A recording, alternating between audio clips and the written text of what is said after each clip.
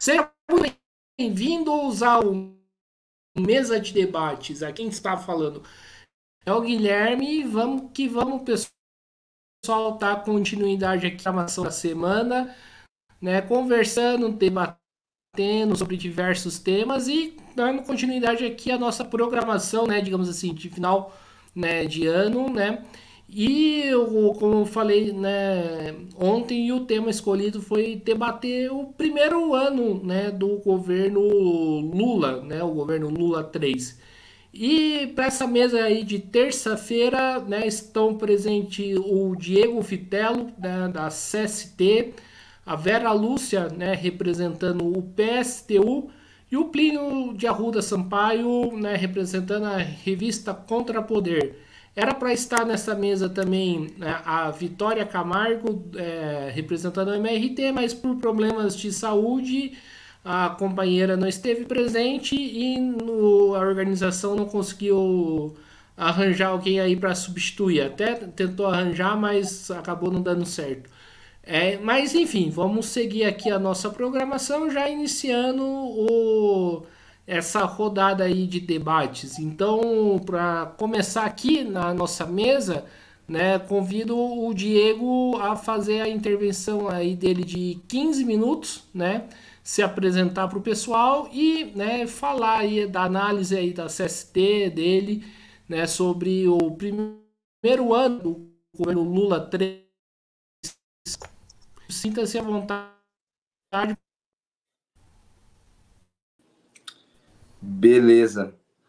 Boa noite aí, Guilherme. Boa noite, Vera. Boa noite, Plininho. Prazer aí revê-los. Eu sou Diego, né? Eu sou da Coordenação Nacional da CST e também estou atualmente como diretor do Sindicato dos Metroviários e Metroviárias aqui na cidade de São Paulo. Bom, um ano do governo Lula, né? Está quase completando aí. Acho que sem dúvida é um tema importantíssimo para a esquerda debater.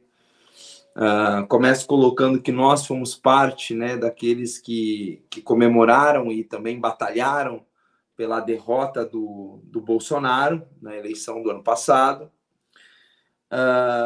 mas que a gente já vendo, né, o projeto aí do Lula em ação depois de um ano, a gente pode ver todos os limites, problemas, contradições desse projeto de conciliação com a burguesia, encabeçado pelo PT, né, que hoje governa o país, né.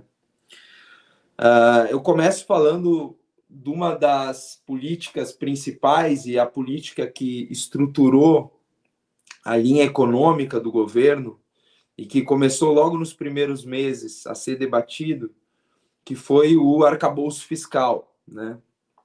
O arcabouço fiscal, que nada mais é do que engessar o orçamento público, o orçamento do país, para garantir o superávit primário e o pagamento da dívida pública, né? Ou seja, um arcabouço que serve, sobretudo, àqueles que especulam, que ganham muito dinheiro com a dívida pública, que são os grandes banqueiros, capitalistas internacionais também, que colocam aí dinheiro na dívida pública do Brasil, são remunerados de forma bastante alta por isso, né? Ainda mais que o país segue com uma taxa de juros altíssima, de mais de 12%.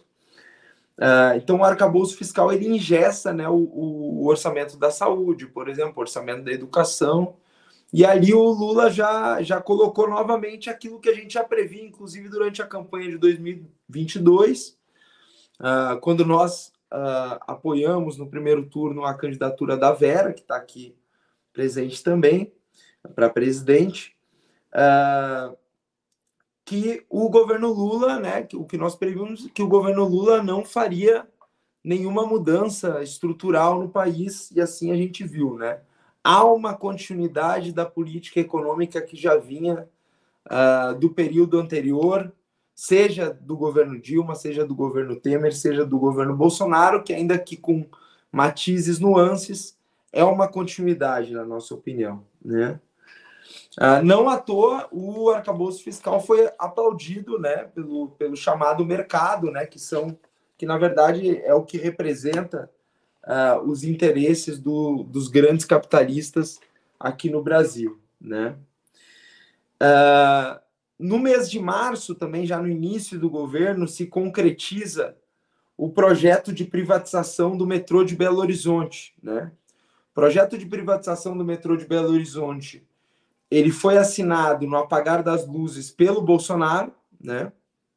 Mas havia a possibilidade de reversão desse projeto durante o governo Lula. Inclusive, foi essa a promessa que o PT, deputados, inclusive como o Guilherme Boulos, essa promessa foi feita de reverter essa privatização pelo PT, pelo Guilherme Boulos, lá durante a campanha do Lula para o Sindicato dos Metroviários de Belo Horizonte, de Minas Gerais.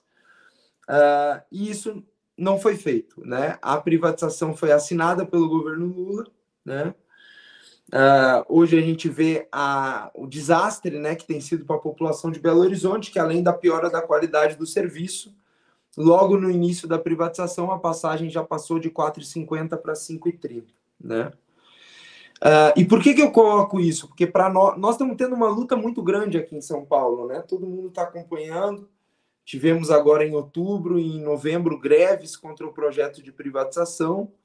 E eu queria debater um pouco de como a política do governo Lula, né, se ela tem ajudado ou não tem ajudado a nossa luta aqui tão importante contra esse governo de extrema-direita do Tarcísio, né? E aí, além da privatização do metrô de Belo Horizonte, o governo Lula ainda mantém no Plano Nacional de Desestatização, ou seja, mantém ameaçado de privatização o metrô de Recife e o metrô de Porto Alegre, né? Que, inclusive, os metroviários dessas duas cidades fizeram greves esse ano, exigindo que o governo retirasse do Plano Nacional de Desestatização esses dois metrôs, e até o momento o governo tem se negado a retirar do Plano Nacional de Desestatização esses metrôs, né?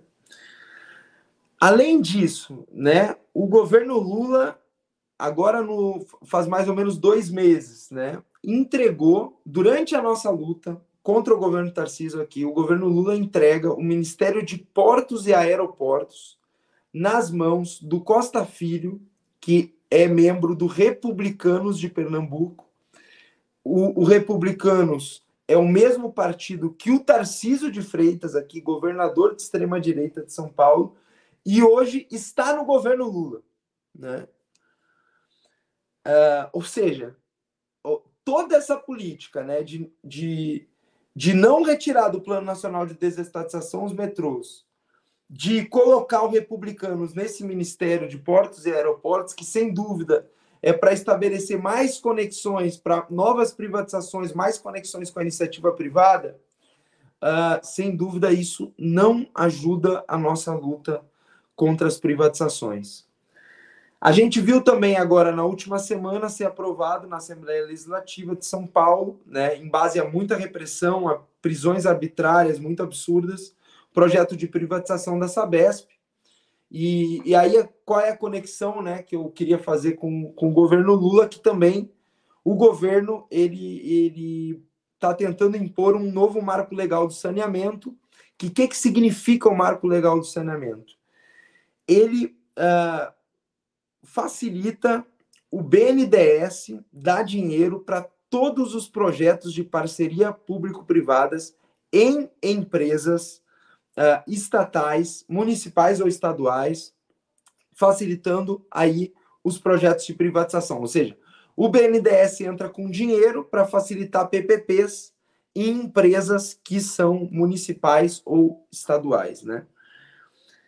Ou seja, tudo isso, na verdade, é parte desse projeto de conciliação de classes do PT, que, na nossa opinião, também nós temos que enfrentar, né?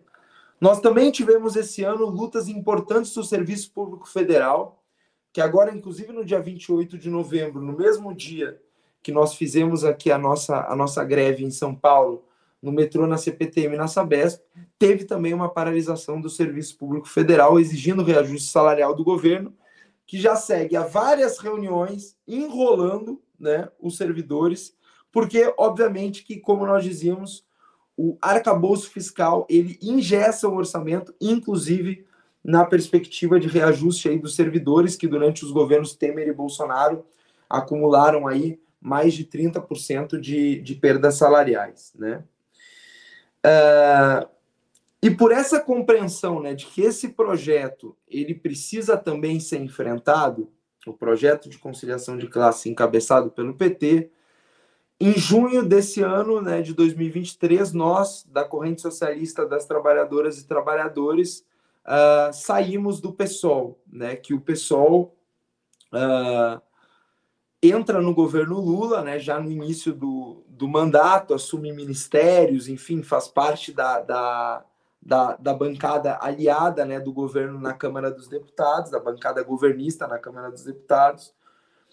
O PSOL, nós saímos do PSOL pelo mesmo motivo pelo qual nós fundamos o PSOL em 2003, né? Nós fundamos o PSOL para que existisse um polo de oposição de esquerda ao projeto de conciliação de classe do PT, e infelizmente a direção majoritária do PSOL volta, né, para debaixo aí desse projeto de conciliação de classes do PT. Então, para nós, obviamente que resgatar a independência política da classe trabalhadora, nesse momento, obviamente, conturbado, difícil da luta de classe no país, é algo bastante importante, né? E aí, obviamente, que nós temos que pensar um programa para o Brasil, né? E um programa que, infelizmente, o governo Lula não está disposto a aplicar, e ele só pode ser aplicado com muita luta da classe trabalhadora. Primeiro é pela restatização de todas as empresas, beleza, de todas as empresas que foram privatizadas, né? A gente vê agora, por exemplo, né, a gente viu vários desastres aí da Vale, né, Brumadinho, Mariana. Agora a gente está vendo o que a iniciativa privada está fazendo na mineração em Maceió, né? Então, algo gravíssimo, né? A iniciativa privada não está nem aí para a vida da população, essa é a verdade, né? Então, assim, a reestatização das empresas que foram privatizadas é fundamental, na nossa opinião. Obviamente que ter também uma saída para gerar emprego de verdade, para combater a informalidade, para ter direitos para todos, para investir massivamente em saúde, massivamente em educação, tudo isso passa por duas medidas que nós achamos fundamentais. Uma é a taxação dos bilionários, né? A expropriação da riqueza dos bilionários, e a outra é, sem dúvidas, o não pagamento da dívida pública, que segue levando quase a metade do orçamento do país, né? Ou seja, 20 vezes mais do que é investido em saúde vai para a dívida pública. 10 vezes mais do que é investido em educação vai para a dívida pública. Ou seja, esse é o nó do orçamento do país, e que, por esse nó, nós seguimos vendo tanta desigualdade no Brasil, né? Uma desigualdade gritante que nós vemos no Brasil, onde alguns poucos acumulam praticamente, né, a ampla maioria da riqueza, e milhões de trabalhadores, trabalhadoras vivem a cada dia pior, né? A gente tem hoje, por exemplo, só para dar um dado, praticamente 50% da população economicamente ativa do país na informalidade, ou seja, sem direitos mínimos, né, que foram, né, arrancados já com tantas e tantas lutas pelos trabalhadores nesse país. Então, dívida pública para nós é fundamental. Exigir também, né, o fim da polícia militar, que nós vemos corriqueiramente, né, o massacre nas favelas brasileiras, o massacre de crianças, de jovens, adolescentes, negros, negras, pobres, nas favelas do Brasil. A gente vê para que tem servido fundamentalmente a polícia militar. Então, obviamente, é preciso pensar outra política de segurança pública, que acabe com a chamada, entre aspas, guerra às drogas, que na verdade tem sido uma guerra ao povo pobre desse país, né? E para isso, obviamente, para impor um programa alternativo, nós precisamos, na nossa opinião, nenhuma organização sozinha se basta. Então, nós precisamos, na nossa opinião, unificar todos aqueles que estão à esquerda do governo, da Frente Ampla, do governo Lula-Alckmin, né? Nós achamos, por exemplo, que isso passa também por construir candidaturas alternativas nas eleições do ano que vem, né?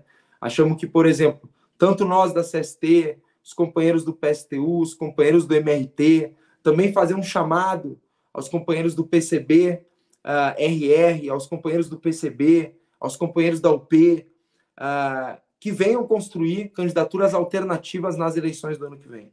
Isso nós achamos bastante importante, essa é a nossa proposta, né, tanto aqui para São Paulo quanto para todo o Brasil, né, ter candidaturas que se coloquem pela esquerda e por fora desse projeto da Frente Ampla, porque nós precisamos de um polo da classe trabalhadora, um polo político da classe trabalhadora nesse país, e obviamente que o processo eleitoral é parte, na nossa opinião, dessa construção bastante importante. E termino aqui, como o meu tempo já está se esvaindo, né, Guilherme? Guilherme já me avisou aí 2 minutos. Termino fazendo uma referência, né, e colocando também a necessidade de mobilização, né, em defesa do povo palestino, em defesa do cessar-fogo imediato, pelo fim do genocídio promovido pelo Estado de Israel. E nós temos que exigir aqui, fundamentalmente, que o governo Lula-Alckmin rompa as relações diplomáticas, econômicas, militares com o Estado genocida de Israel, que hoje já matou mais de 20 mil palestinos e palestinas inocentes, em sua grande maioria crianças e mulheres, né, inocentes que estão aí sendo massacrados pelo Estado de Israel, enquanto há, na nossa opinião, uma política de silêncio do governo Lula frente a todo esse genocídio que está acontecendo.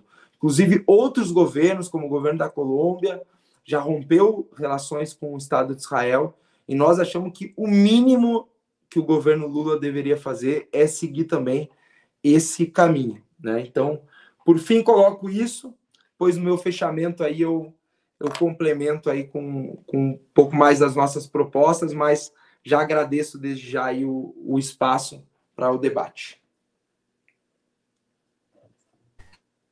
Maravilha, agradecendo aqui ao Diego, né, da CST, agora passando a bola aí para Vera Lúcia aí do PSTU. Então, Vera, 15 minutos aí de fala.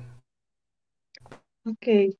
Bom, boa noite mais uma vez, Guilherme, aos internautas, aqueles que estão aqui nos acompanhando agora, aqueles que vão nos acompanhar, vai assistir essa live depois. É um prazer vir aqui conversar com vocês, estar aqui junto com o Diego, com o Plininho e no canal do Guilherme, fazendo esse debate que eu acho que é extremamente importante para a classe trabalhadora brasileira. Bom, falar desse, né, fazer um balanço desse governo, desse primeiro ano, né, digamos assim, de mandato do governo Lula, é uma necessidade para a gente saber exatamente onde o país se encontra e quais são as perspectivas para a classe trabalhadora e aquilo que vislumbra a própria burguesia brasileira e internacional. Bom, a primeira coisa que nós precisamos para fazer um balanço do governo Lula é levar em consideração como foi a sua campanha. A campanha do governo Lula questionou muito o governo Temer. Questionou as reformas, questionou o teto de gasto, questionou a uberização, questionou a pobreza existente no país, subiu a rampa com os setores mais empobrecidos e mais oprimidos no interior da classe trabalhadora, né? Subiu a rampa com os indígenas, com os negros, ele sai carregando até um cachorrinho, né? Com as mulheres, os mais pobres, desempregados, operários, ou seja, uma gama de setores que representam diretamente a classe trabalhadora. Bom, mas isso foi só para foto e para pousar no dia da posse, porque uma vez que ele assume o governo, ele, ele, ele não segue coerentemente com aquilo que ele defendeu na campanha e nem com o retrato que ele apresentou no dia da posse. Porque, veja, as reformas trabalhista, previdenciária, elas simplesmente foram esquecidas. E foram esquecidas porque não o próprio Lula questionava, mas todo o movimento que apoiava, as organizações de esquerda, os partidos, né, que inclusive já apoiavam no primeiro turno das eleições, defendiam e eram contra essas reformas e questionavam, e ganhou voto da classe trabalhadora questionando isso, e simplesmente se esquece. Isso foi completamente esquecido. E o que é que o governo tem como suporte? Ele apresenta um arcabouço fiscal, que é o carro-chefe do seu governo, desse primeiro ano, né, o seu grande projeto, que é um projeto que alavanca, que segue o mesmo curso e tem a mesma lógica do teto de gasto de Temer, sendo que ele é um pouco mais maleável, mas vai no mesmo sentido, de garantir que toda a arrecadação existente do país e que vem centralmente da classe trabalhadora, porque os grandes empresários, as grandes multinacionais, os bancos pagam pouquíssimos impostos, pouquíssimos impostos. Primeiro, porque tem uma redação, segundo, porque tem subsídio, terceiro, porque existe vários subsídios do governo, inclusive isenção fiscal, na guerra fiscal existente, que essas grandes empresas brasileiras e multinacionais, ou de empresas brasileiras associadas com as multinacionais, que pagam pouquíssimos impostos no país. E existe uma carga muito grande que sobrecarrega centralmente a classe trabalhadora, e a classe média, né? E é daí onde arrecada, e vai seguir o mesmo curso para garantir o pagamento da dívida pública, os serviços da dívida pública, e segue o corte de gastos naquilo que deve ser as despesas do Estado, com saúde, com educação, com moradia, com saneamento, ou seja, com serviços públicos, e aí abarca tanto os serviços que é prestado a quem mais precisa, ou seja, a própria classe trabalhadora, que é quem de fato utiliza os serviços públicos, e prejudica centralmente os servidores públicos, porque se ataca os serviços públicos, ataca quem trabalha e quem recebe esses serviços. E o que nós temos visto é que, por exemplo, não revogou sequer o ensino médio, né? E é um projeto nefasto. E quando isso se coloca, por exemplo, a educação, ela já é ruim e vai ser de péssima qualidade. Significa dizer que os filhos da classe trabalhadora terão acesso a uma educação pública cada vez mais debilitada. E também os profissionais de educação vão trabalhar em piores condições que antes. Mas não é somente isso.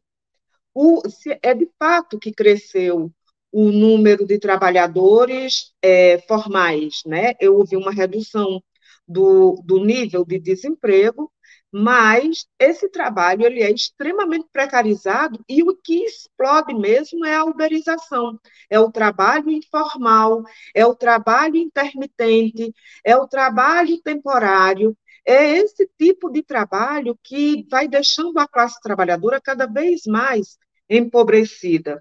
E, ao mesmo tempo em que, como já coloca Diego, existe uma investida do Estado brasileiro, e eu digo do Estado desde a União, passando pelos governos estaduais, de uma nova onda de privatizações.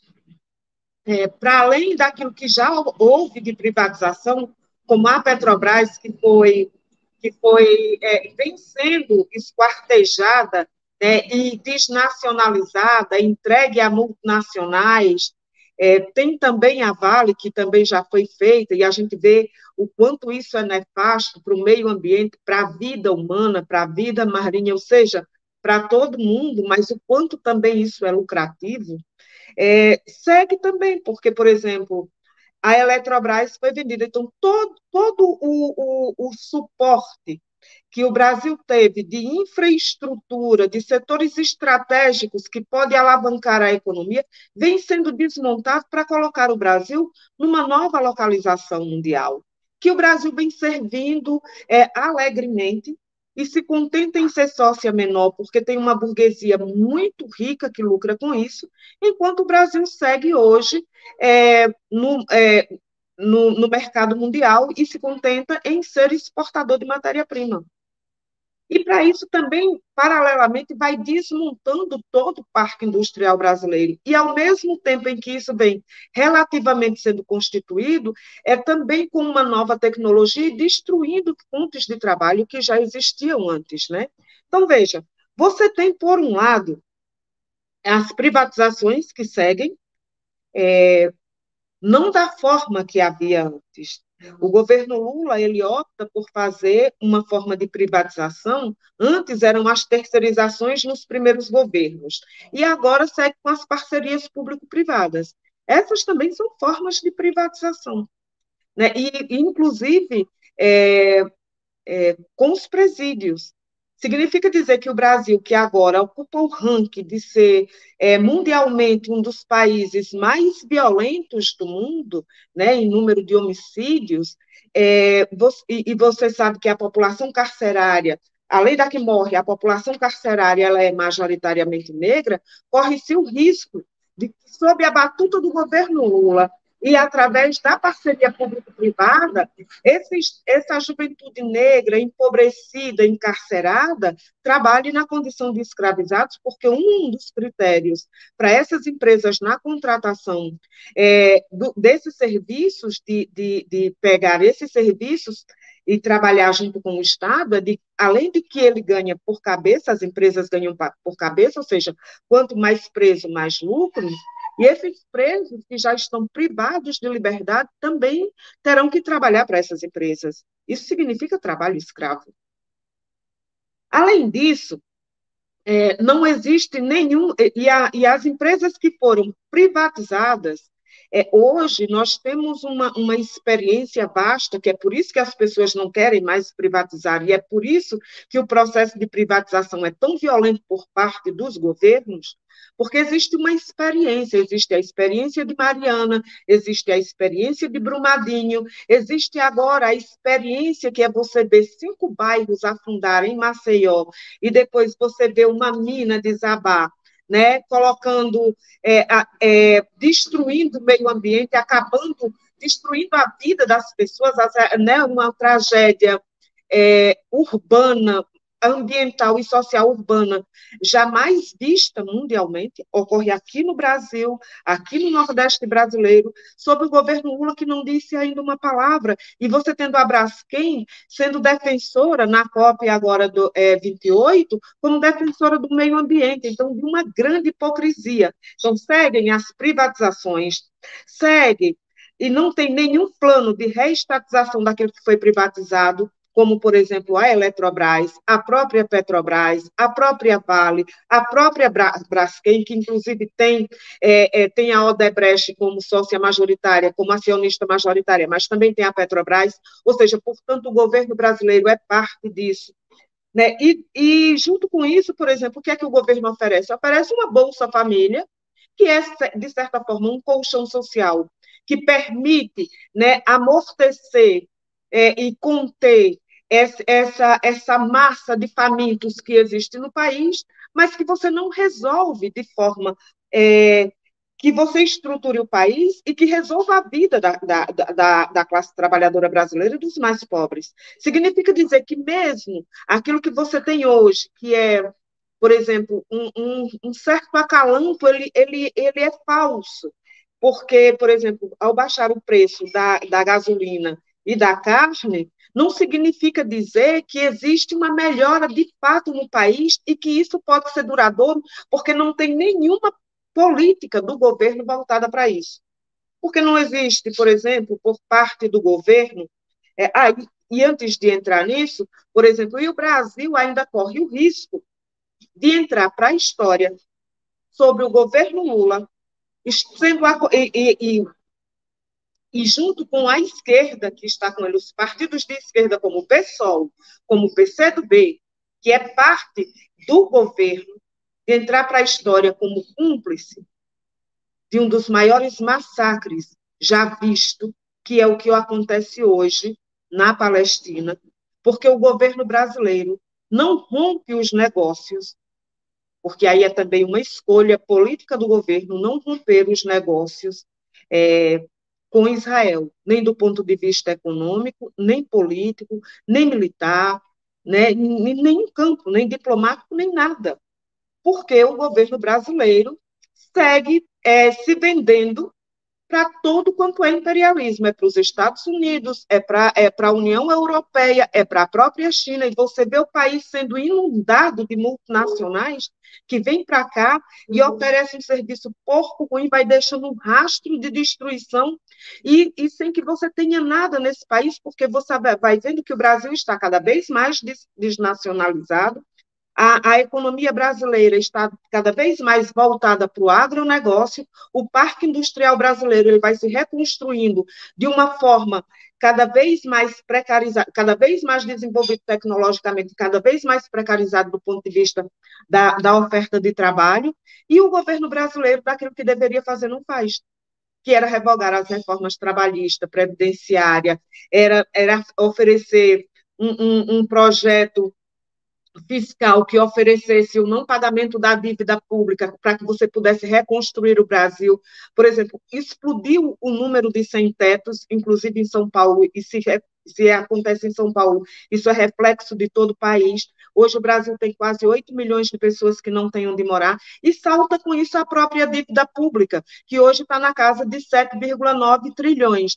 Então, se o governo não tem um plano que prioriza pagar uma dívida cada vez mais, enquanto a classe trabalhadora vai ficando mais empobrecida, vai desmantelando o parque industrial brasileiro, vai desnacionalizando o país, vai voltando o país para a exportação de commodities, vai devastando o meio ambiente, que pode chegar a um ponto de não retorno. E você vê que o Brasil, o governo brasileiro segue servindo aos imperialismos, enquanto hoje nem migalhas consegue de fato conceder, vai criando também nesse processo um nível de descontentamento muito grande, porque você já vê vários setores, muito embora os setores do movimento esteja a maioria deles atrelados, né, ao governo, você vê um nível hoje já de descontentamento, porque o governo, só para concluir, o governo brasileiro não consegue responder a questões mínimas, que é anulação dessas reformas, reestatização, um projeto de emprego, um projeto de desenvolvimento do país, porque o investimento, inclusive, é ínfimo. Mas aí a gente é pequeno e a gente coloca para depois, no final. Obrigado, Vera, né? Vera Lúcia aí do PSTU. Agora passo a palavra aí para o Plínio de Arruda Sampaio Júnior, né, para fazer sua apresentação e 15 minutos aí de fala. Perfeito. Então, primeiro, boa noite a todos e a todas, aos ouvintes que nos escutam, a Vera, grande alegria poder rever a Vera, Diego, que é companheiro, né, fizemos várias lutas no PSOL, quando o PSOL era ainda um instrumento da classe trabalhadora, agora o PSOL virou um partido identitário, então nós saímos do PSOL. Boa noite para você, Guilherme, e muita saúde para a Vitória do MRT, que não pôde vir, seria ótimo ela estar aqui, porque eu tenho muito acordo com o que o Diego falou, que é uma hora de juntar a esquerda contra a ordem. Mas a questão agora é, na verdade, entender o que é o governo Lula. Então, eu vou complementar, tenho muito acordo com tudo que o Diego e a Vera falou, a vantagem de falar por último, tem a desvantagem, na verdade, é que quase tudo já foi dito. Mas eu vou complementar. com a seguinte ideia. Eu acho que, para a gente entender esse governo, é muito importante a gente ter o contexto histórico, o movimento dentro do qual está esse governo. Desculpa. O movimento dentro do qual está esse governo, externo e interno. Então, externamente, nós estamos vivendo o quê? A crise estrutural do capital. Essa é uma crise que se arrasta há décadas, mas ela vem se agravando. E é evidente, todo mundo que olha, a economia mundial deprimida, uma crise social generalizada, que se manifesta de uma maneira dramática na forma de imigrações, influxos crescentes e nunca antes vistos, gigantescos, uma crise política, uma crise da democracia liberal, todos os países do mundo, inclusive no centro do império, que é os Estados Unidos, uma crise da ordem econômica internacional, uma crise da globalização. Então, esse é que é o contexto. Este é um capitalismo que, como diz o Mesários, tampa um buraco, cavando um buraco maior ainda. Este é o capitalismo da catástrofe, é o capitalismo da barbárie. Então, esse é o primeiro ponto que a gente tem que ter claro. E qual é a política da burguesia para enfrentar essa circunstância? É a política de administração da barbárie. E isto vale para o mundo inteiro. E como é que a burguesia administra a barbárie? De um lado, com ofensivas recorrentes sobre o trabalho. Vai para cima do trabalho. Vai para cima do meio ambiente. E na política? Mão dura. Então, a fake news, é a manipulação, é a alienação e é a truculência. Então, esta é a política geral. O Brasil está dentro disso. E qual é a cara da barbárie na América Latina e no Brasil? A cara da barbárie é a reversão neocolonial. O que é a reversão neocolonial? É o desmonte de todas as conquistas democráticas, republicanas e soberanas do povo brasileiro. Porque o que tem aqui de civilizado, de democrático, de republicano, é tudo conquista do povo. Conquista dura do povo brasileiro. E a reversão neocolonial está desmantelando tudo isso. Bom, então, este é que é o processo. Então, nós estamos assistindo um processo de mudanças muito profundas. Mudanças na economia, uma desindustrialização do país.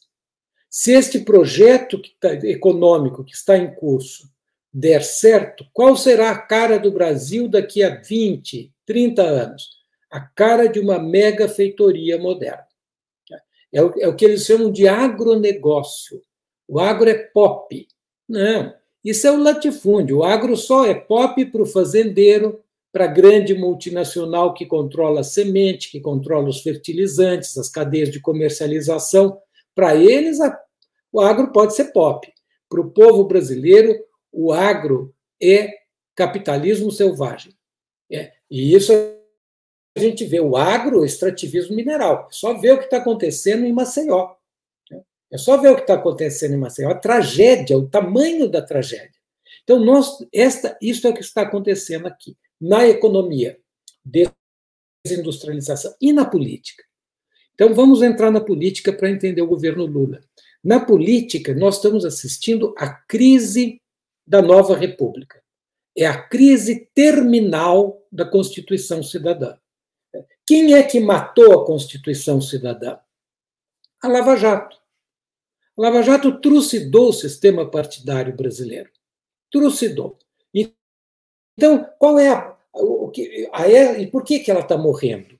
Porque as promessas de cidadania feitas pela Constituição não são cumpridas. A Constituição prometeu que o Brasil, em 20, 30 anos, chegaria a Estocolmo, a Suécia. Só que 85% da população brasileira vive como Haiti. E esta contradição foi às ruas nas jornadas de junho de 2013. E a burguesia reagiu e organizou uma contra-revolução para segurar o povo e para mudar, isso é que eu acho que é importante, é isso que eu queria complementar, mudar o Estado brasileiro, destruir a nova república e criar uma república nova dos escombros da nova república. Qual é a forma dessas mudanças na economia? Todo mundo vai lembrar: ajustes, austeridade fiscal, independência do Banco Central, metas inflacionárias, reformas liberais. Essa é a forma. E isto vem se arrastando e se aprofundando. E qual é a forma da mudança na política? É um golpe. Mas golpe contra quem? Golpe contra a classe trabalhadora. Ela que foi a golpeada. Você diz, mas a Dilma caiu também. Caiu, mas já foi reabilitada. Mas o Lula foi preso. Foi preso, mas já saiu da cadeia e virou presidente da República. Você diz, e os ataques contra os trabalhadores, que foram mencionados aqui pelo Diego, pela Vera? Reforma da Previdência. Não, essa não mudou nada. Né? Reforma trabalhista. Não, fica igual. Teto de gasto. Muda o nome. Né? Põe um cosmético e flexibiliza. Agora chama arcabouço fiscal. E o NEM, Novo Ensino Médio, que é uma bomba atômica na juventude brasileira. Né? Não, essa vai ser adaptado. Então, isso é o que está acontecendo. É um golpe contra a classe trabalhadora. Né? Qual é a consequência disso? É uma mudança no Estado brasileiro. Isso é que as pessoas precisam entender. Como é que mudou? É um novo Estado. É a Constituição de 88 na casca. Mas o conteúdo democrático, republicano, soberano que tinha na Carta de 88, ele foi todo esvaziado. Como? Reforma trabalhista, reforma previdenciária, já falamos, teto de gasto, independência do Banco Central, novo ensino médio, reforma eleitoral, reforma política que institui um parlamentarismo de fato, completamente esculhambado, que é o chamado orçamento secreto do Centrão, e a tutela militar. Tudo isto mudou o caráter do Estado brasileiro. Mas, Guilherme, eu não vou fugir do governo Lula. Porque você está dizendo, você está se desviando do governo Lula. O que é o governo Lula dentro disso? É o terceiro governo do golpe. Na verdade, é o terceiro governo do golpe. O golpe começa, na verdade, com a Dilma, quando ela faz um estelionato eleitoral.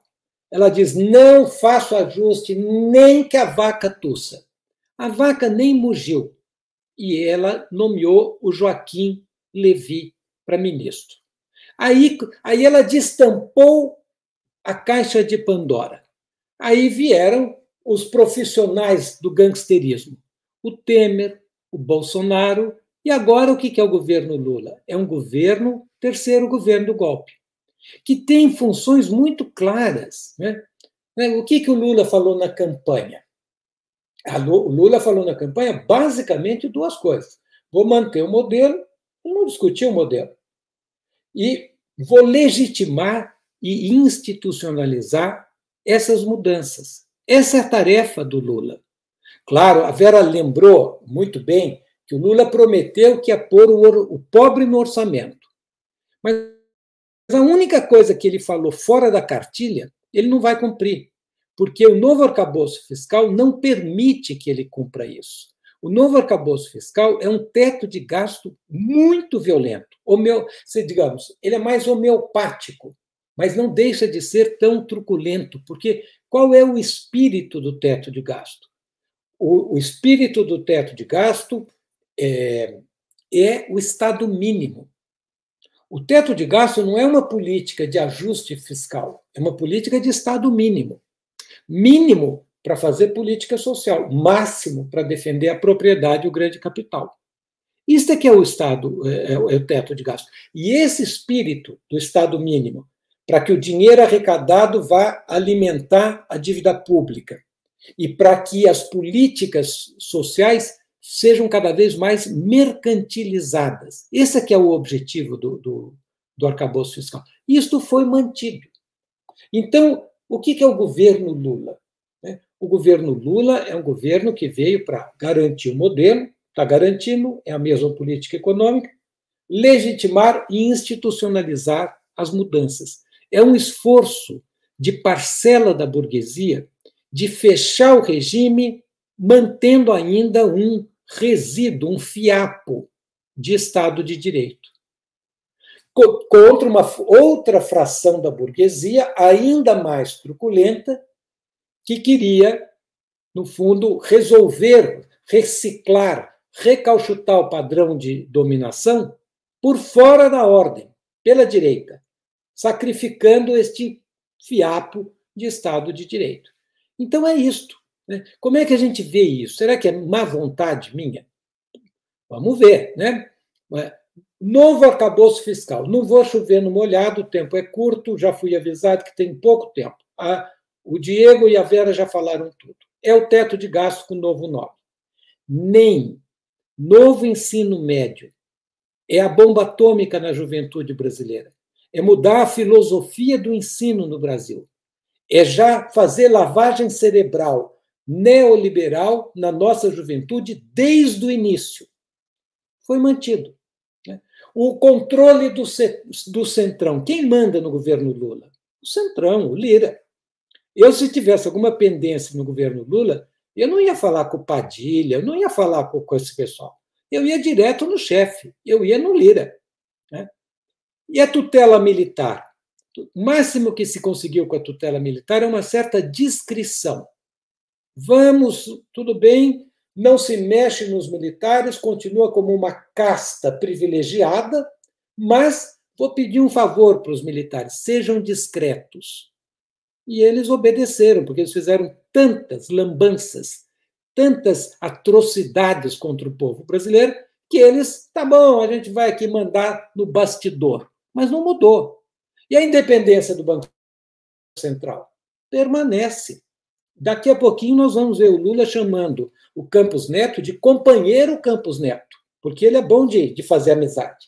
E a reforma tributária, que ia tributar o rico?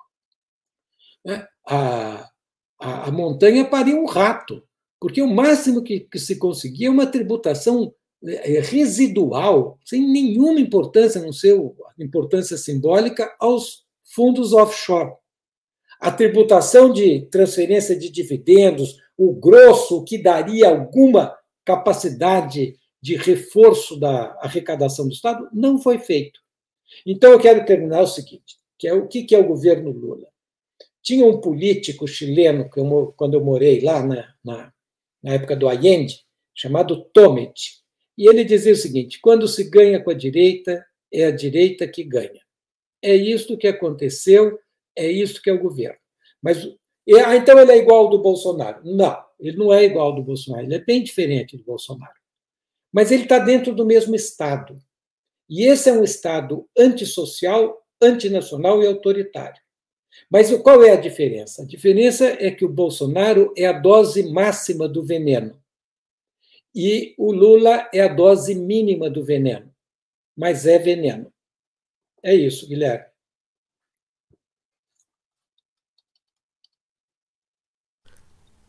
Muito obrigado, Plínio. Então, agora vamos aí para a segunda rodada aí de apresentações, né, fazendo aí as considerações finais e também colocando alguns elementos que os companheiros, né, não colocou aí, né, na primeira fala. Então, vamos repetir, né, a sequência, né, começando com o Diego, né, a Vera e o Plínio. Então, nessa rodada, cada um vai ter 10 minutos aí de fala. Então, Diego pode começar, né, a falar. Beleza. Não, eu queria colocar agora, nesse fechamento, um pouco mais das perspectivas, né? Como é que nós estamos vendo um pouco do que vem pela frente aí, quais são as tarefas para a classe trabalhadora nesse próximo período, né? Eu queria partir do exemplo que foi dado aqui em São Paulo no mês de outubro, no mês de novembro, né? Onde nós tivemos duas greves unificadas, né? metrô CPTM Sabesp. No dia 20 de outubro, uma paralisação de professores e professoras.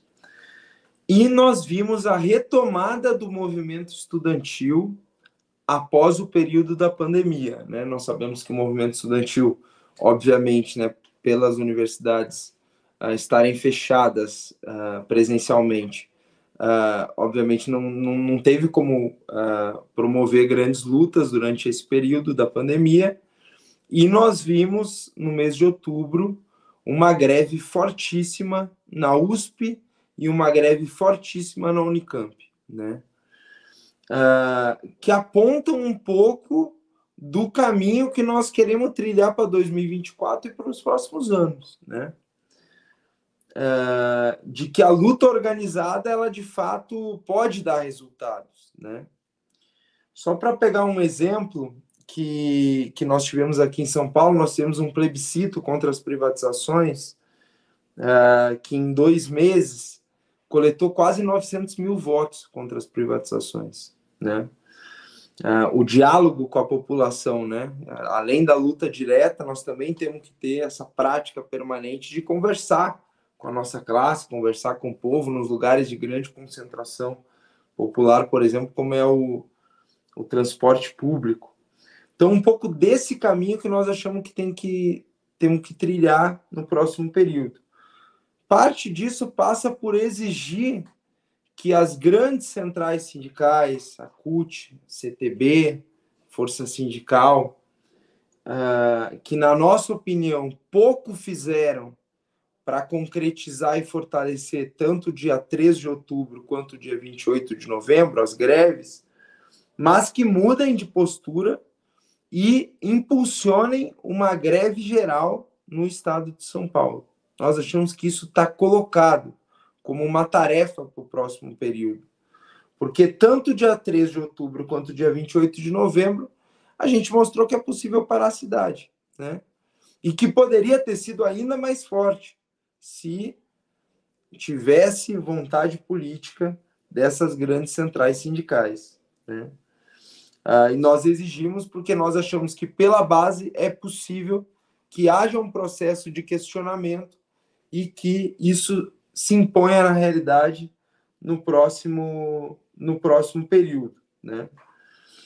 Porque, infelizmente, o que coloca essas centrais sindicais numa posição de não ir até o final no enfrentamento contra o governo de extrema-direita aqui do Tarcísio, por exemplo? Os acordos que o governo Lula, que eles apoiam, tem com o governo de São Paulo e tem com o partido do Tarcísio, que agora entrou no governo. Nós não estamos falando de qualquer coisa. Colocar os republicanos para dentro do governo Lula é um negócio que tem consequências políticas, na realidade, né? Mas nós vamos seguir exigindo que essas centrais sindicais construam uma greve geral no estado de São Paulo, que nós achamos que pode dar uma chacoalhada ainda maior na luta de classes no país. Apoiar também a luta dos servidores públicos federais, que já fizeram várias reuniões com o governo segue sem apresentar a proposta de reajuste para o ano que vem, provavelmente até o final do ano não vai apresentar, e os servidores públicos federais começam a debater a construção de uma greve nacional no ano que vem. Que, se isso se concretiza, também pode ser um avanço para a luta de classes aqui no Brasil, né? Que a esquerda também, agora vai entrar o debate do salário mínimo, que entra sempre no início do ano, já está colocado, se eu não me engano vai ser 1.412. Nós temos que denunciar um salário mínimo de 1.412, onde os bilionários estão cada dia mais ricos. Para vocês terem uma ideia, um dado que eu queria colocar aqui, que é muito importante. A revista Forbes publicou esse ano os novos bilionários brasileiros, né? 5 dos novos bilionários em 2022, que viraram bilionários em 2022, são acionistas do Grupo CCR, que comanda a privatização dos transportes aqui no estado de São Paulo. 5 deles. Não é possível que nós sigamos com essa desigualdade no país. R$ 1.412 não é um salário digno para uma família brasileira. Não é um salário digno. O salário mínimo que o Diese coloca para que os trabalhadores possam viver com dignidade é mais de R$ 6.500, para que uma família de 4 pessoas possa viver com dignidade, que é isso que nós buscamos. Nós não podemos normalizar esse salário mínimo que o governo Lula está dando. Essa política do salário mínimo do governo Lula e Alckmin é desastrosa. Desastrosa. E isso só se dá porque não há um enfrentamento contra aqueles que de verdade têm ganhado a maior parte da riqueza do país, que nós aí colocamos aí várias vezes, grandes banqueiros, grandes capitalistas, etc. Né? Bom, acho que a Vera colocou, né, a importância da revisão das medidas, né, que foram tomadas nos últimos anos, pelo Temer e pelo Bolsonaro. Reforma trabalhista, reforma da Previdência, novo ensino médio. Todos esses ataques, nós temos que seguir a luta para que se reverta. Infelizmente, a maioria da esquerda não fala mais nisso. Não fala mais nisso. Mas segue sendo uma necessidade. A minha geração, por exemplo, ela está ameaçada de não se aposentar. Não se aposentar. Pela reforma da Previdência que foi feita. Nós temos toda uma geração jovem da classe trabalhadora que está na informalidade. Não tem férias. Não tem 13º. Ganha, às vezes, menos que um salário mínimo por mês. Essa é uma realidade. Trabalha jornadas extenuantes de 12, 14 horas. Com toda a tecnologia que nós temos. Nós estamos com jornadas piores que nos anos 50. Que nos anos 50. Isso que o capitalismo brasileiro está oferecendo para o setor mais precarizado da classe trabalhadora. 50% dos trabalhadores e trabalhadoras na informalidade.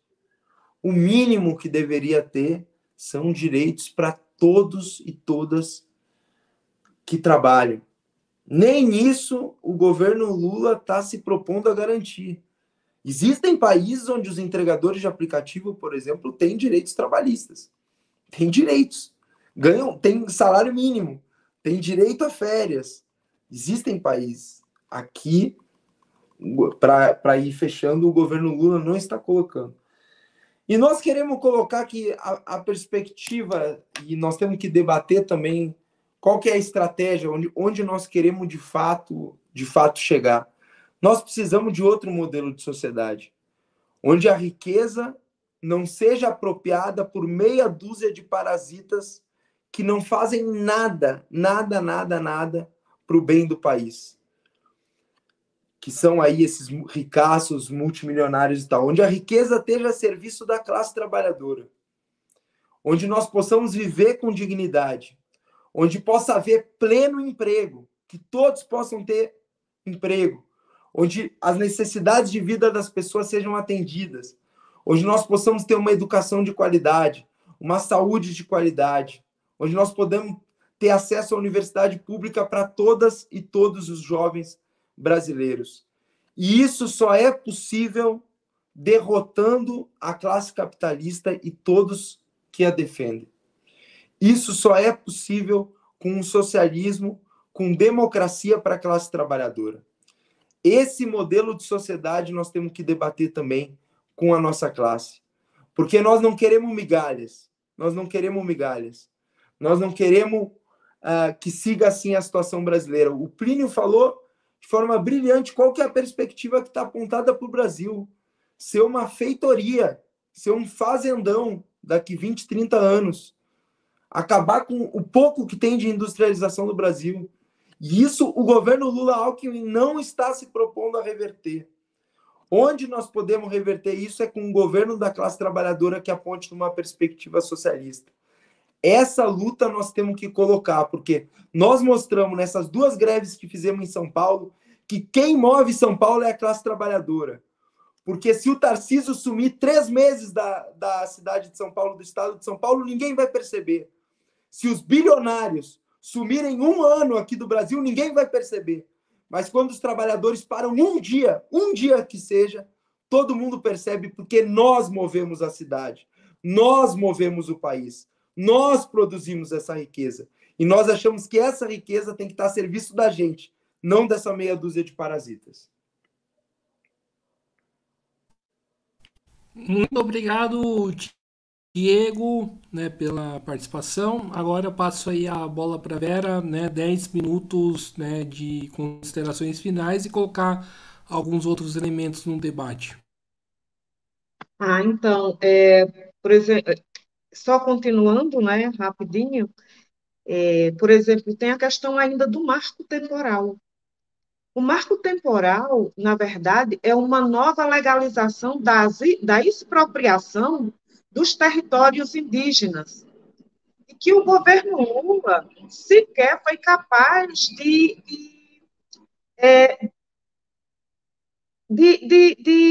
não sancionar, ou seja, de vetar, vetou parcialmente.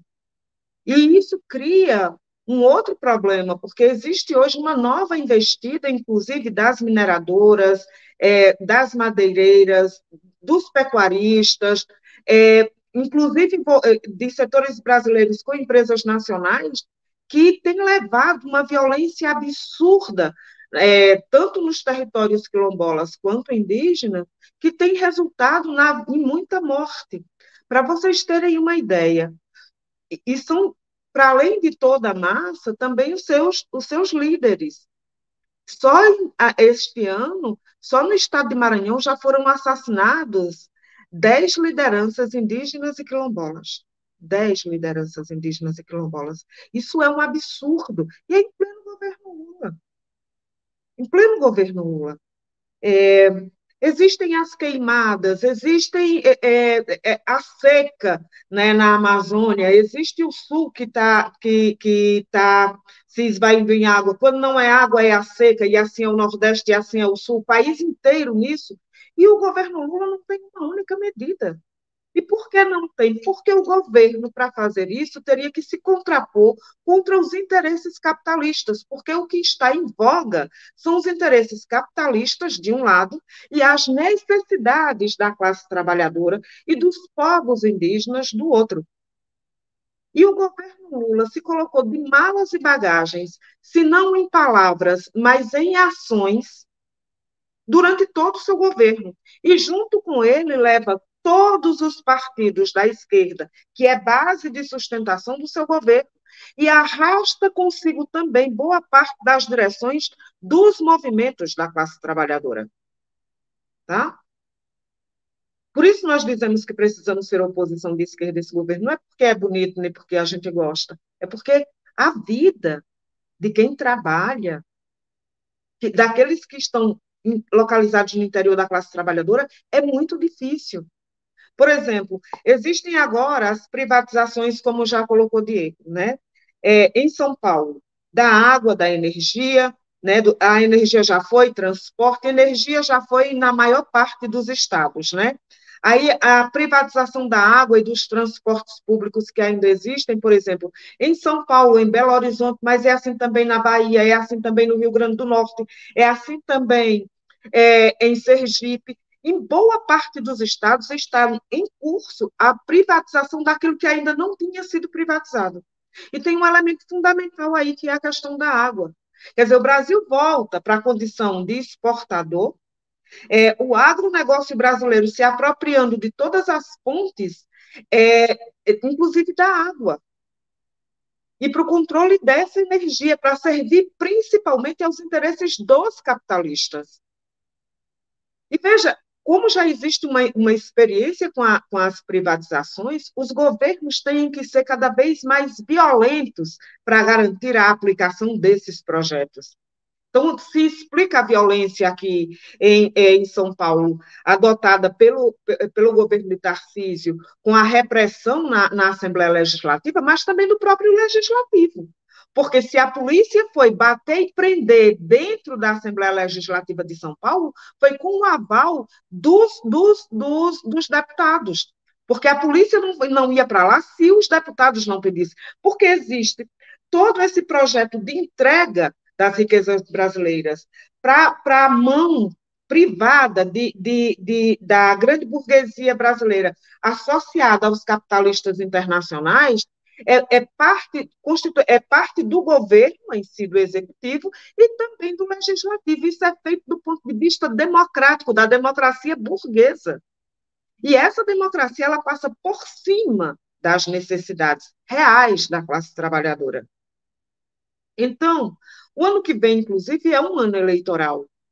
E, de fato, todas as organizações independentes do governo, que fazem oposição de esquerda ao governo, têm que apresentar candidaturas socialistas, revolucionárias, apresentar um projeto para o país e para o mundo, que consiga, que reverta essa realidade que é dramática. Porque, veja, hoje, mundialmente, o sistema capitalista, para continuar a sangria, vai promovendo cada vez mais guerras, veja a guerra da Ucrânia, mas também tem no Iêmen, ainda segue os conflitos na Síria, ainda seguem os conflitos em várias partes do mundo, somando isso, dão 23 guerras, fora as ditaduras existentes, e explica também, inclusive, governos reacionários da ultradireita, ultraliberais, como o governo de Milei, e a possibilidade, inclusive, de retorno de Trump. E aqui no Brasil não está descartada a possibilidade de uma ultradireita voltar, seja pelas mãos de Bolsonaro ou de qualquer outra. E o problema não está na classe trabalhadora que se levanta ou queira se levantar contra o governo, como dizem as organizações de esquerda. Não, tem a ver com uma realidade. A realidade que é o desemprego, a precarização das condições de trabalho, o problema grave da moradia, que está cada vez mais dramático, porque você perde, seja nos desabamentos, seja por conta do fogo, seja por conta de qualquer coisa. As pessoas que são mais pobres no Brasil não têm sossego e desconhecem democracia. Convenhamos, porque as favelas do Brasil, os bairros mais pauperizados desse país, não tem liberdade de sequer dizer o que pensa, porque ele está na mira dos revólveres da polícia, numa guerra que é falsa entre a polícia e traficantes contra as drogas, porque não é essa a verdadeira razão, e quem morre é a população negra desse país. E o governo, qual é o projeto de sociedade que é apresentado por essa esquerda e pelo governo Lula? O de continuar administrando esse Estado, de continuar administrando esse sistema. Então, nós temos o dever de lutar e garantir unidade de ação com todas as organizações da classe trabalhadora para botar abaixo todos esses projetos. Ao mesmo tempo, dizer que a classe trabalhadora, de conjunto, e a população, precisa tomar para si a tarefa de controlar as coisas nessa sociedade. Por exemplo, reestatizar qualquer empresa estatal e lutar contra as privatizações das empresas para que não sejam privatizadas, passa pelo conjunto dos trabalhadores que trabalham nessas empresas e a população controlarem esses serviços. Porque não pode ser que os governos a serviço dos interesses dos capitalistas, por exemplo, condenem a população a pagar uma água cada vez mais cara e cada vez mais rara. Uma energia que cada vez mais cara e que também geram apagões. Não é só apagão em São Paulo. A gente não pode esquecer o apagão que aconteceu no Nordeste, em parte do Norte, no Sudeste, em parte do Sul, depois da privatização da Eletrobras. A gente não pode esquecer as tragédias que estão acontecendo com as empresas que foram privadas. E a quem cabe isso? Cabe ao Estado, que como em Maceió, o acordo que foi feito entre a Prefeitura e a Braskem, que é a Odebrecht e a Petrobras, é de que vai pagar 1 bilhão e 700 milhões, quando o prejuízo que se tem lá é de mais de 35 bilhões, e depois disso você não pode fazer nenhum questionamento à empresa, e mais, ela ainda vai se apropriar de 20% do território da cidade de Maceió, e passa a ser proprietária daquilo que foram os bairros destruídos, que as pessoas perderam as suas casas, perderam seus laços sociais, perderam as suas poucas coisas e estão como desvalidos ou então pagando aluguel.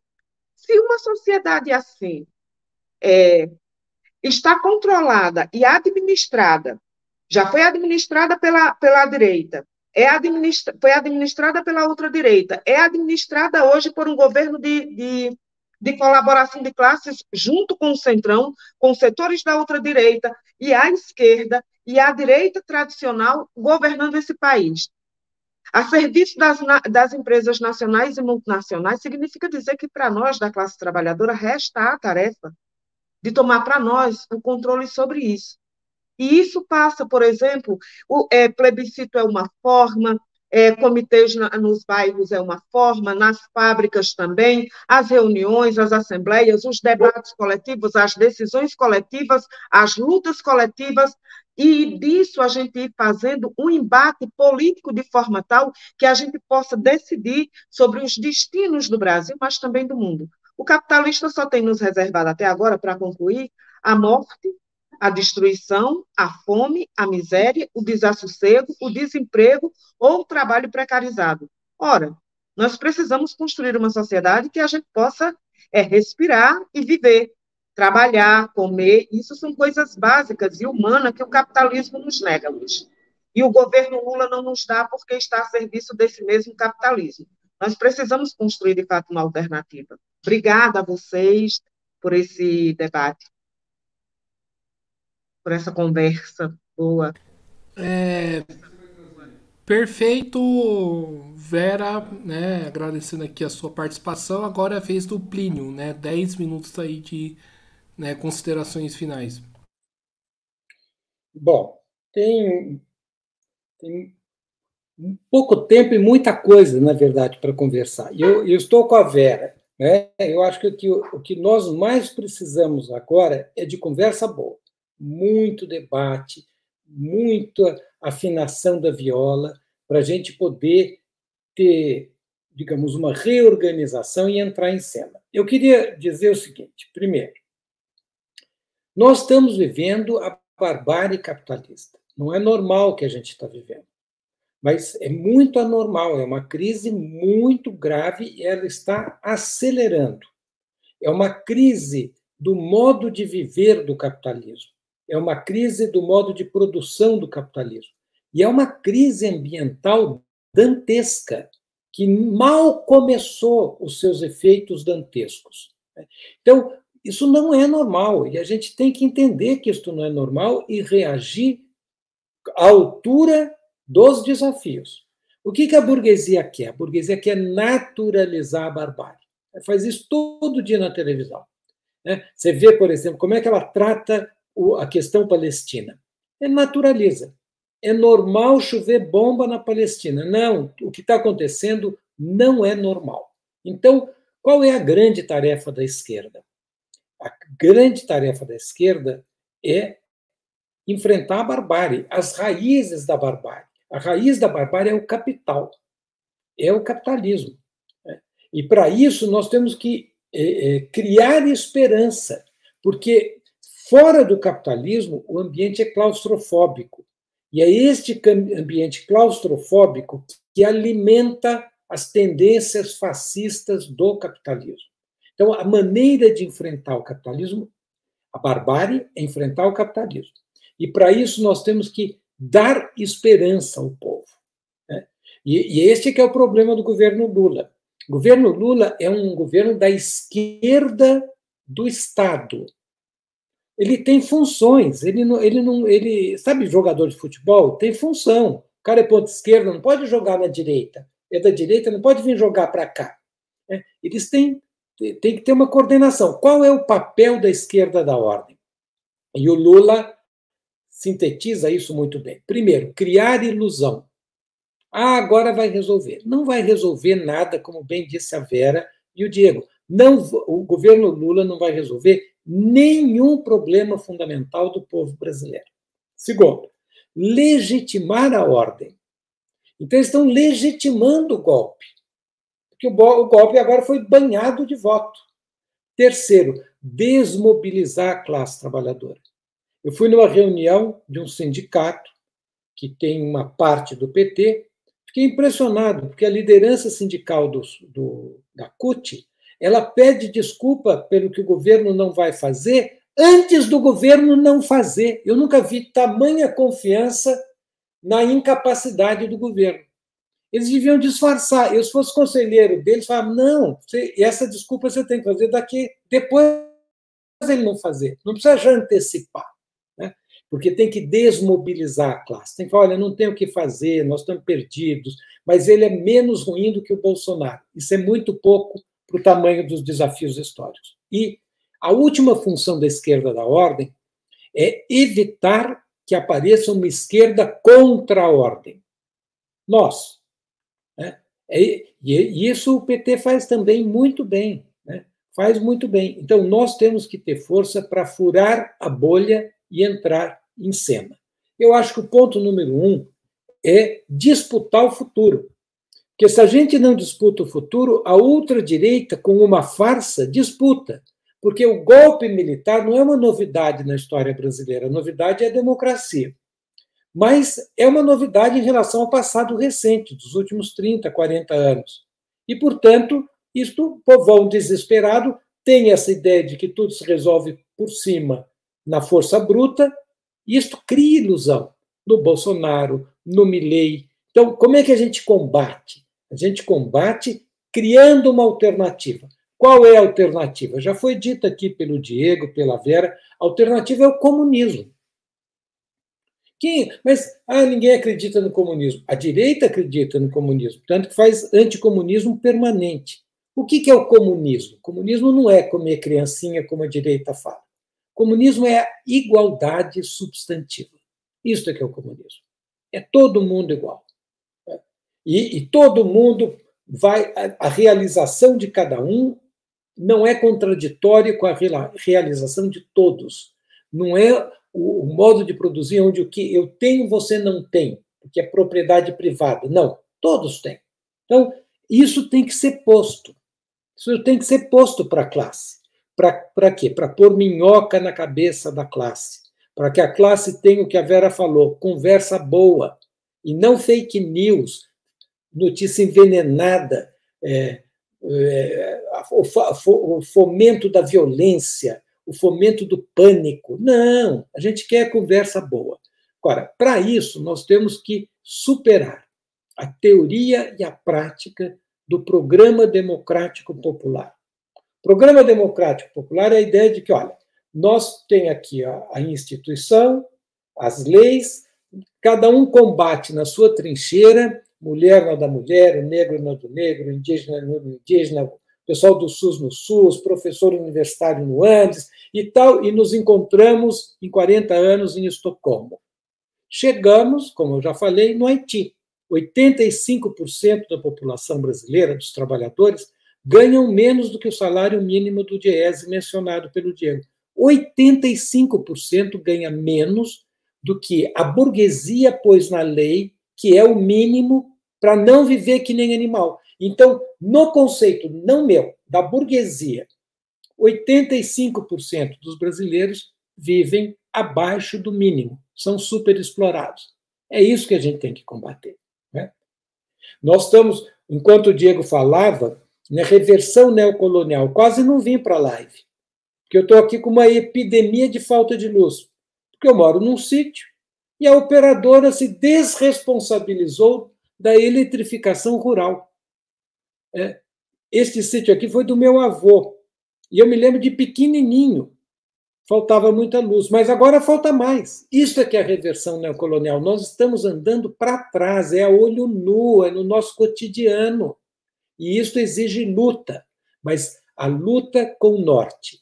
O Norte é um programa político para substituir o que aí está. Para fazer mudanças estruturais. E para isso a gente tem que ter força, e o tempo está correndo, e eu vou então voltar para o começo do Diego. O Diego começou dizendo o seguinte: nós temos que juntar força. Nós quem? A esquerda contra a ordem. A esquerda que propõe mudanças estruturais. O PSTU, o PCB, a UP, o MRT, todo mundo tem que juntar força para quê? Para a gente ter força mínima para poder ter voz, para poder que a nossa capacidade de luta chegue no povo. Porque se a gente diz que tem que acabar com o capitalismo, a gente tem que ter uma organização e uma força que o povo diga, bom, mas tudo bem, eles têm força para acabar com o capitalismo. Eles se juntam, eles superam as diferenças, eles têm um número mínimo. Senão a gente fala, e o povão acho que olha e fala, olha, tudo gente bem intencionada, tal, mas não vai funcionar. Então, eu acho que esta é a tarefa principal, né? A gente ter um mínimo de unidade para pôr o time em campo e oferecer à classe trabalhadora uma alternativa. Porque se a gente não fizer isso, a direita monopoliza a disputa do futuro. E o futuro do capitalismo é a barbárie, cada vez maior. E isso exige mão dura. Então, nós estamos condenados a enfrentar o capitalismo. E quanto antes, melhor, né? Acho que é isso que eu queria dizer. Agradecer muito, Guilherme, por fomentar esse tipo de debate. É sempre uma alegria rever a Vera, poder discutir com a Vera, e a mesma coisa com o Diego, né, que é um companheiro da CST, metroviário, que eu acho que é uma categoria que muito nos orgulha. Quando ela vai à luta, a gente respira um pouco mais aliviado, porque é uma categoria combativa, coerente, e que está fazendo essa disputa contra o Tarcísio. Já já a gente vai ver o Lula chamando o Tarcísio de companheiro Tarcísio, né? É só a primeira gracinha que precisar, o Lula fala, o companheiro Tarcísio. Mas a verdade é que o Tarcísio está destruindo São Paulo, destruindo a Sabesp, destruindo o metrô, destruindo a educação pública, enfim, e que isto tudo só vai ser freado na rua, com os trabalhadores na rua, mas tem que ter organização política. Não basta só resistir sem um norte político. Eu acho que esse é o grande desafio que está posto. Então, agradeço também todos os ouvintes que estão aqui e que faz parte do nosso bloco de combate à barbárie capitalista. É isso. Obrigado. Então é isso aí, pessoal. Estamos encerrando aqui mais uma live do Mesa de Debates. Agradecendo ao Diego, agradecendo à Vera, agradecendo ao Plínio de Arruda Sampaio, né? Gostei aí demais do debate. E lembrando sempre aqui, né? Quem não for inscrito no canal, se inscreva no canal Podcast Mesa de Debates Instituto Um Pouco, acompanhe o nosso trabalho, curta, compartilhe, comente, né, nessa live, né, ajuda, né, o engajamento dela. E mais, né, quem puder, segue a gente nas redes sociais, Facebook, TikTok e Instagram. E quem puder, contribui aqui com o nosso Pix 385 007 028 00 CPF. Lembrando aqui que somos uma mídia independente, não recebemos dinheiro nem do Estado e nem do capital privado, e nem queremos, né, queremos manter a nossa independência. Então, para a gente continuar fazendo aqui as nossas atividades, né, quem puder dar uma contribuição, mesmo que seja a mínima possível, né, vai ser muito bem-vindo, né? Então aqui novamente o Pix. E, né, então é isso aí, pessoal. Programação sem esqui, né? O Diego aqui voltou, né, na live, então vamos encerrar com todo mundo aqui junto. Então, forte abraço e fui.